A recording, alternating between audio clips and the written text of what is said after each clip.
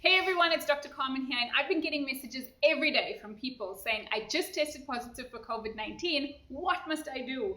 And so I thought I would just share some tips and kind of things to keep in mind if you or a loved one have been diagnosed with COVID-19 and you are recovering from this infection at home. So if you want to learn more about that, then please stay tuned.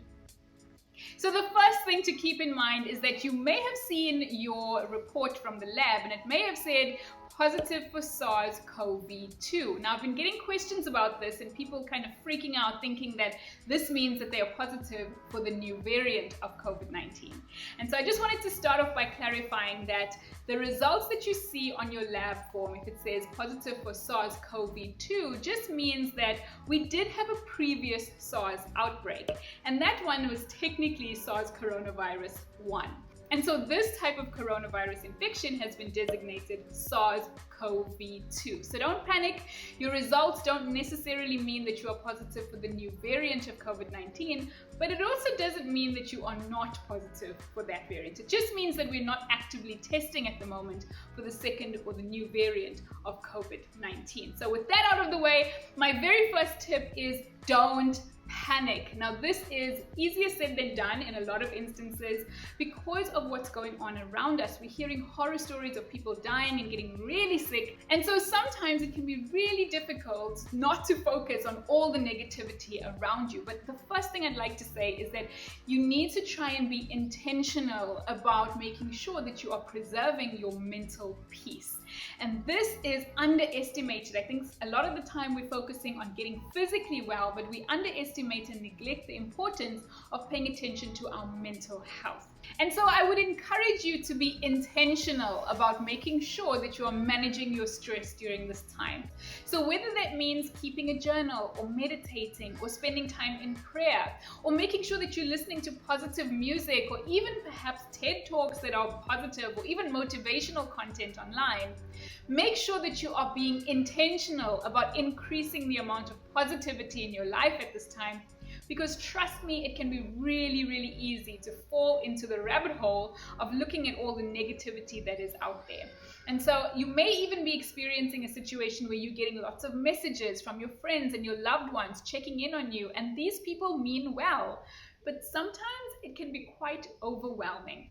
And so you may need to set up some boundaries with regards to how much time you are spending on your phone, on social media, and consuming the news.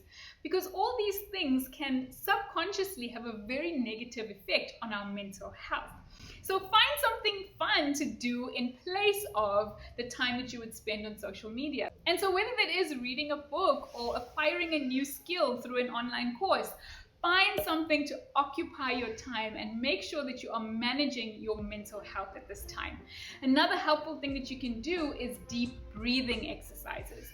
This is very powerful to activate your parasympathetic nervous system. And basically, this is the system that is responsible for calming us down. It is the opposite of the stress response. And so the way the 4-7-8 breath works is you take a breath in while counting to 4, hold it while counting to 7, and breathe out forcefully through your mouth while counting to 8, like this.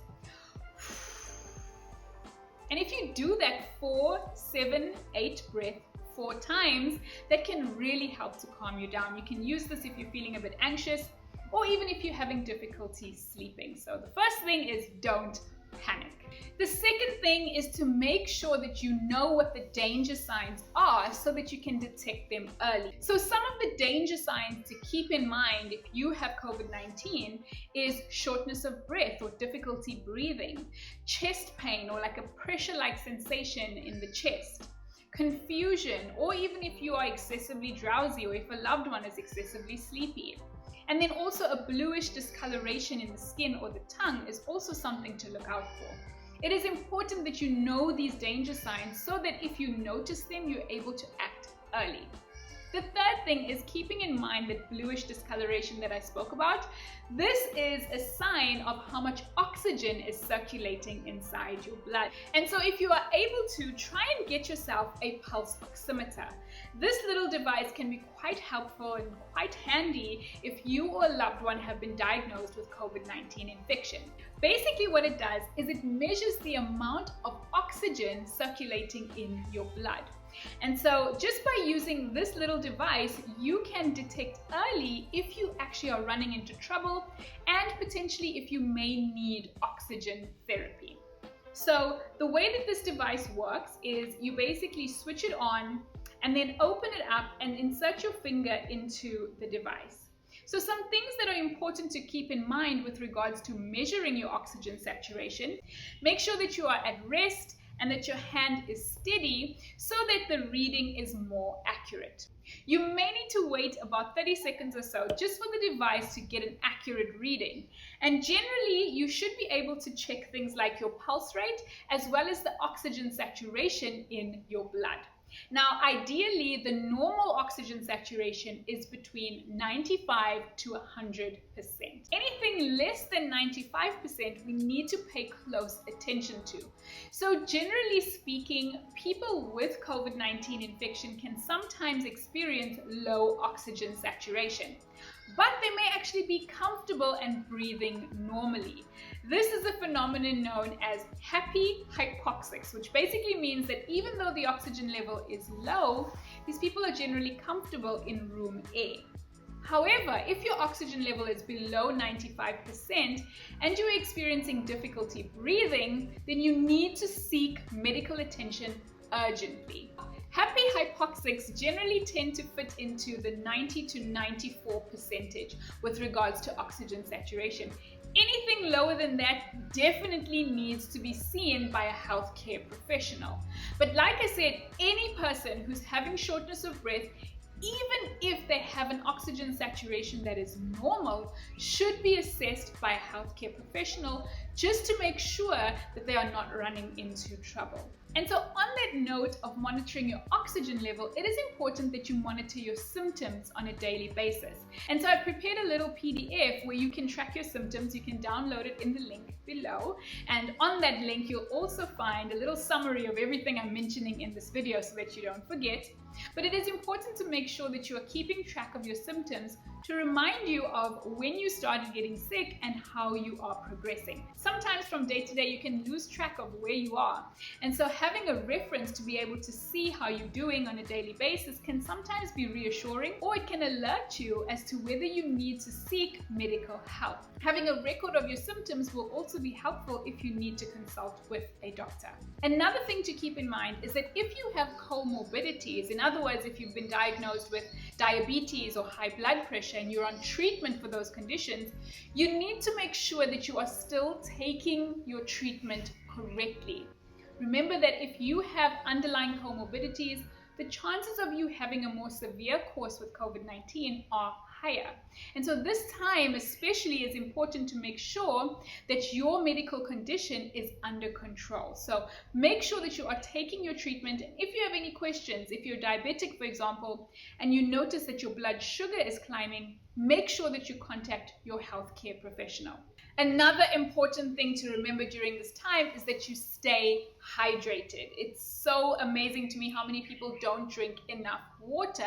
And in particular, when your body is fighting an infection, you need to make sure that you are staying hydrated. And so keeping up with your fluid requirements is important. While you may not necessarily be wanting to eat, so perhaps you've lost your appetite or your sense of taste, some people may even feel nauseous or have diarrhea. While you may not necessarily be eating, it is important to make sure that you are staying hydrated. Now, the question becomes, well, how much water should you be drinking? And the answer is that it varies from person to person. But what we know for sure is that when you are fighting an infection, your body is going to be losing more fluid. Chances are that you may have a fever and you may even be sweating. And so the amount of fluid that you are losing is going to be increased. So making sure that you stay hydrated during this time is super important. So one way to know if you are drinking enough fluids is by checking the color and concentration of your urine. Your urine really shouldn't be dark and it shouldn't be very concentrated and offensive smelling. Your urine should be a light yellow and you really shouldn't be able to get that much of a smell from it. So if your urine is quite dark and really concentrated, you need to increase your fluid intake. And just remember that when I say increase fluid intake, I'm speaking specifically about water. So many people will drink other things like juices and think that that is enough to maintain their hydration status.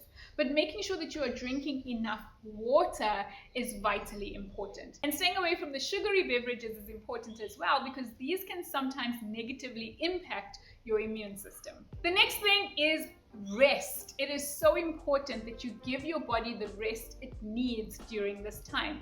You may notice that you're feeling very tired and fatigued, and that simple tasks seem like they take all of your energy.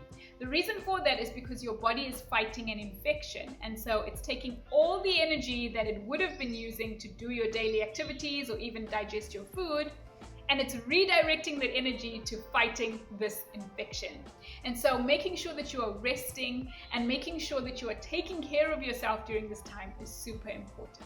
And just on that note, please do not do any exercise as you are fighting this infection. So certainly, especially in the beginning, it's important to make sure that you're not spending your energy doing everything else, and that you're really taking the time that your body needs to get good rest. Next, I have 3 supplements that are generally recommended to people who are experiencing COVID-19 infection.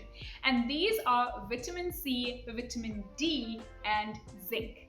And so especially if you are taking high dose vitamin C, so 1,000 milligrams a day, it is important that you make sure that you are hydrating, because vitamin C is water soluble. And so if you're not drinking enough water, that vitamin C may negatively affect your kidneys.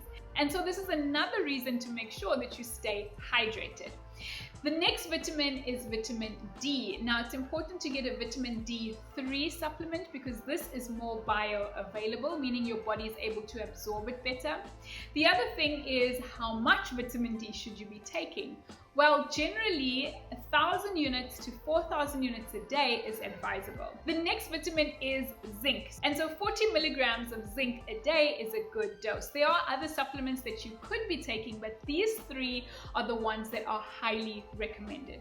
And so now I'd like to share just 2 bonus things that you can do if you are experiencing these symptoms. So if you're experiencing a sore throat, it may be helpful to gargle with a betadine solution. This can really help to reduce the inflammation in the back of your throat, and it can also help to prevent against bacterial infection from setting in the back of your throat. The final thing that I'd like to share with you is you may want to try sleeping on your tummy, or what we would call sleeping prone. This can sometimes help if you're experiencing a cough or chest symptoms. Alternatively, you may consider propping up the head of your bed. Now, the way to do this is not by putting pillows at the head of your bed, but rather by putting the pillows underneath your mattress. This will really help to elevate the head of your bed, especially if you experience a cough when you're lying flat. Now, don't forget to download the guide in the link below. It's completely free, no strings attached. You don't need to enter your email address. It's a gift from me to you. I hope that it helps you. But if you really want to say thank you, then what you can do is go ahead and like this video, subscribe, and hit the notification bell so that you get notified every time I post a new video. And if you found this video helpful and you think that it's going to help either a friend or a family member or somebody that you know, please go ahead and share it with them. Until next time, guys, take care of yourself, get well soon, and goodbye.